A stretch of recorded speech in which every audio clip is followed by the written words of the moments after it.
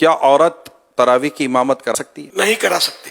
تراویح اور کوئی سی بھی نماز کی عورت امامت نہیں کرائے گی. تراویح کی نیت کرنا بھول گئے تو کیا تراویح ہو جائے گی؟ جو پڑھ رہا ہے اس کے ذہن میں کہ میں نماز پڑھ رہا ہوں اس وقت، یہ پتہ ہو اس کو، تو یہ مطلب، اور تراویح کا وہ وقت ہے یا ذہن میں عام طور پہ ہوتا ہے کہ میں تراویح پڑھوں، تو اگر ہے ذہن میں تو الفاظ جملے منہ سے ادا کرنا یہ کوئی شرط نہیں ہے، دل میں ہو نیت. کیا مسافر پر بھی تراویح پڑھنا ضروری ہے؟ مسافر کے لیے بھی سنت تو ہے کہ تراویح پڑھے گی.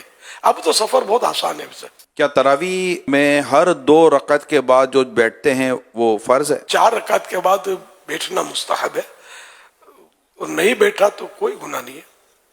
4 رکعت کے بعد 4 رکعت، اس کو ترویح بولتے ہیں 4 رکعت کو. کیا تراویح پڑھنے کے لیے روزہ رکھنا ضروری ہے؟ روزہ ہے، تراویح ہے.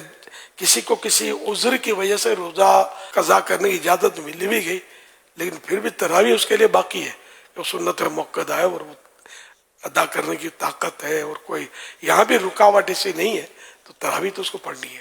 محلے کی مسجد چھوڑ کر دوسری مسجد میں تراویح پڑھ سکتے ہیں؟ بہتر یہ ہوتا ہے کہ اپنے محلے کی مسجد میں بندہ پنجگانہ نمازیں پڑھے، لیکن جہاں جمعہ ہوتا ہے تو وہ جمعہ پڑھے گا.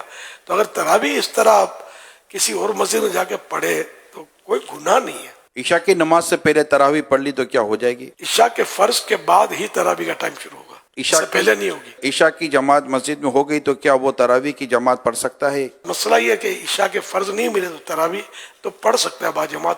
بہتر یہ کہ وطر با جماعت نہ پڑھے.